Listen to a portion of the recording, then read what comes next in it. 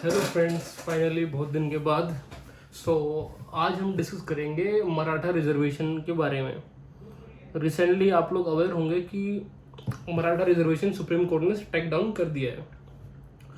Strike down क्यों किया है, इससे क्या कॉम्प्लिकेशंस होंगे और आपके ऊपर इससे क्या फ़र्क पड़ेगा, एग्ज़ाम में क्या पूछा जाएगा इससे ऊपर, मतलब बेसिकली जो लोग में छोटे मोटे फैक्ट होते हैं वो सब डिस्कस कर लेते हैं। सबसे पहले बैकग्राउंड, भाई 2018 में SC/BC एक्ट के तहत, मतलब ये ज़रूरी नहीं है याद करना, लेकिन हाँ ये मराठास को रिजर्वेशन दिया गया था मराठा सरकार के द्वारा, महाराष्ट्र सरकार के द्वारा। और रिजर्वेशन था 18%, 16%। तो वो सुप्रीम कोर्ट ने रिसेंटली क्वैश कर दिया है अभी 2021 के अंदर। क्वैश को किया है बेसिकली मोटे मोटे। सबसे पहले केस का नाम जो आपको याद रखना बहुत ज़रूरी है, Jai Shri Laxman Rao Patil versus chief minister.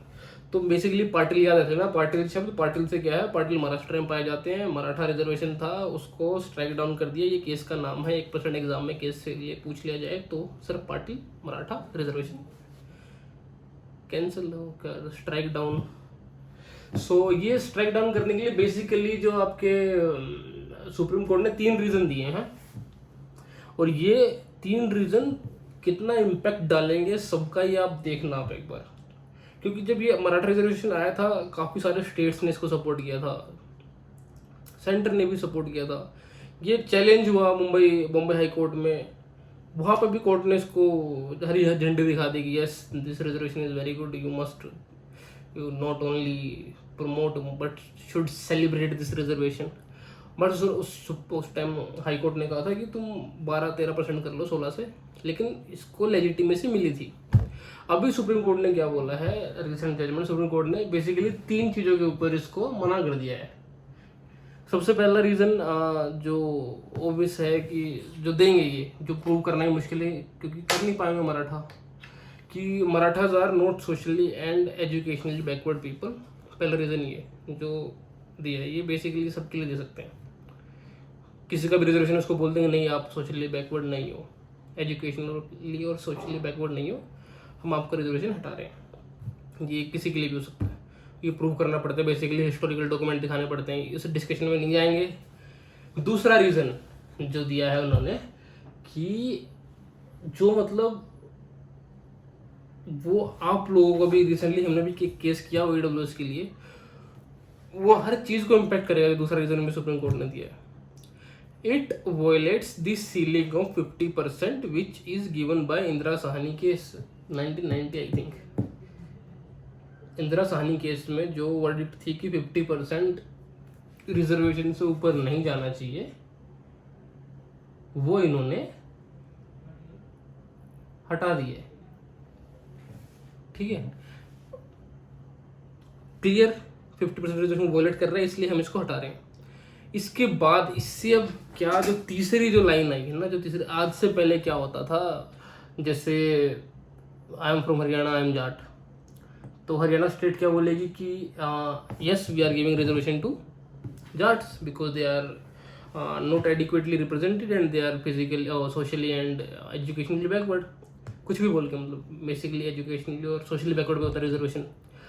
तो स्टेट जनरली, जैसे गुजरात में भी पटेल या कोई भी पंगा आपका कहीं पे भी, मान लो मैं सैंथली ट्राइब हूँ, ट्राइब तो खैर दिया हुआ है, मान लो मैं कुछ भी हूँ,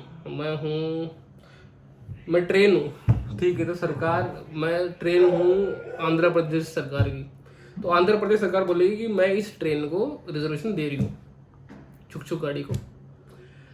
लेकिन अब क्या है, इस वर्ल्ड के बाद से जो स्टेट्स जो रिजर्वेशन देती थी अपने बंदों को, अपनी बेसिकली किसी भी कास्ट को, वो पावर स्टेट से छीन ली गई है, डायरेक्टली इनडायरेक्टली मेंशन्ड है। अब स्टेट रिजर्वेशन नहीं दे पाएगी। क्यों, किसका हवाला दिया, 102 अमेंडमेंट एक्ट, जो अभी 102 वाला अमेंडमेंट आया था, इसमें ओबीसी को कॉन्स्टिट्यूशनल बॉडी बनाया था, आप लोगों ने पढ़ा होगा उसके हिसाब से। और लेकिन जब वो एक्ट आया था, जब मेरे याद है, तब डिबेट भी चल रही थी पार्लियामेंट में भी। सेंट्रल गवर्नमेंट ने कहा था कि नहीं, स्टेट की पावर रहेगी, आपको कोई दिक्कत नहीं है। उस टाइम की कोई मिनिस्टर ने भी कहा था कि स्टेट के पास जो पावर है रिजर्वेशन देने की वो रहेगी, सेंटर के पास अलग से आ गई है। लेकिन अब सुप्रीम कोर्ट ने क्लियर कर दिया है कि सेंटर जो है पावर नहीं दे सकता, मतलब सेंटर के पास पावर है, स्टेट के पास कोई पावर नहीं है अपने बंदों को, ये सुप्रीम कोर्ट ने क्लियर किया हुआ। तो स्टेट को ये बेसिकली मेरे हिसाब से, देखो कोर्ट के ऊपर तो मैं टिप्पणी करूँगा तो कंटेम्प्ट ऑफ कोर्ट हो जाएगा, लेकिन हम प्रोज एंड कॉन्स बता सकते हैं कि ये जो है मेरे हिसाब से वॉयलेशन ऑफ बेसिक स्ट्रक्चर भी है, फेडरलिज्म का नुकसान हुआ है इसमें। और जो है इससे क्या फ़र्क पड़ेगा कि अब जो स्टेट में जो 50% से ऊपर सेलिंग जो EWS की दी हुई है, हमारा जो EWS केस चल रहा है उसके अंदर क्या है कि एक दिन हमारी तारीख थी 24 को थी, आई थिंक कब थी भूल गया मैं, तो उस तारीख पे जो सीट कम दी है DU के अंदर EWS वालों को, हमसे पहला केस पता है कौन सा था? अच्छा, हमसे पहला केस था कि EWS को हटाओ, this is against the Indira Sahni judgement and this is against the what can say constitution against तो बिल्कुल नहीं है। 50% कॉन्स्टिट्यूशन में कहीं नहीं लिखा है कि 50% रिजर्वेशन कॉन्स्टिट्यूशन के हिसाब से अगेंस्ट ना, कॉन्स्टिट्यूशन के हिसाब से तुम कितना भी रिजर्वेशन को प्रमोट कर सकते हो, क्योंकि क्या बोलते हैं उसको, सब्सटेंशियल इक्वेलिटी जो करते हैं कि हाँ जो गरीब है उसको थोड़ा और ऊपर उठाओ, अमीर को थोड़ा वहीं छोड़ दो कि बराबर आ जाए, सबको बराबर पैसे नहीं, जिसकी जितनी ज़रूरत हो तुम्हें देनी चाहिए। तो ये उसके अगेंस्ट भी गया। हाँ, और एक मेन चीज़ इन्होंने कहा कि ये जो है वॉयलेशन है, द हिंदू में खबर है कि this is violation of article 16(4) और 15(4) का, तो 16 का 14 का,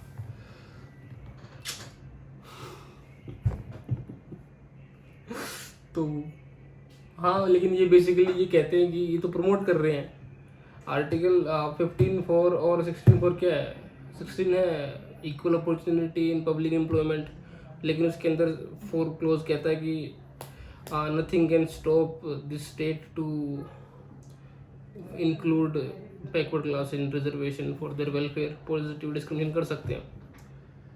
तो ये जजमेंट है, इसको याद कर लो।